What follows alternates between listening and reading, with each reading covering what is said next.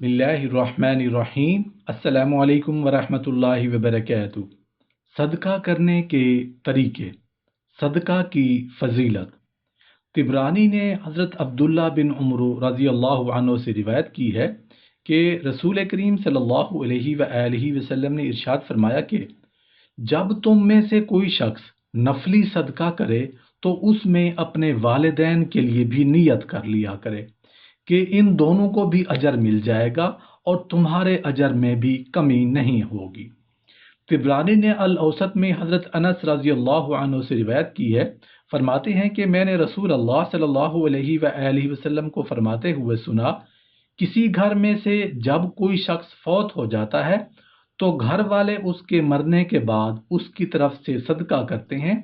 तो हज़रत जिब्राईल अलैहिस्सलाम उस सदके का हदिया नूर की एक तश्तरी में ले जाते हैं। फिर कब्र के किनारे खड़े होकर कहते हैं, ऐ गहरी कब्र वाले, ये तेरे घर वालों ने तेरे लिए तोहफा भेजा है, इसको कबूल कर ले।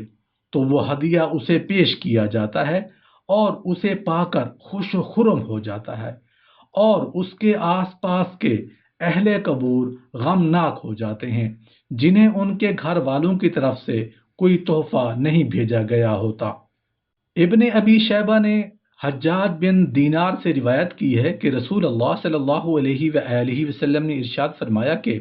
वालिदैन के साथ नेकी के बाद नेकी ये है कि अपनी नमाज के साथ उनके लिए भी नमाज पढ़ें और अपने रोज़े के साथ उनके लिए भी रोज़ा रखें और अपने सदक़े के साथ उनके लिए भी सदका करें। अबू अब्दुल्ला सकफ़ी अल फ़वाइद अल मरफ़ूआ में हज़रत ज़ैद बिन अरकम से रिवायत करते हैं कि नबी अकरम सल्लल्लाहु अलैहि वसल्लम का इरशाद ग्रामी है, जिस शख्स ने अपने उन वालिदैन की तरफ से हज किया जो हज नहीं कर सके थे तो वो उनकी तरफ से काफ़ी हो जाएगा और उनकी रूहों को आसमान पर उसकी बशारत मिल जाएगी और ये हज करने वाला अल्लाह ताला की बारगाह में नेक फर्माबरदार लिखा जाएगा।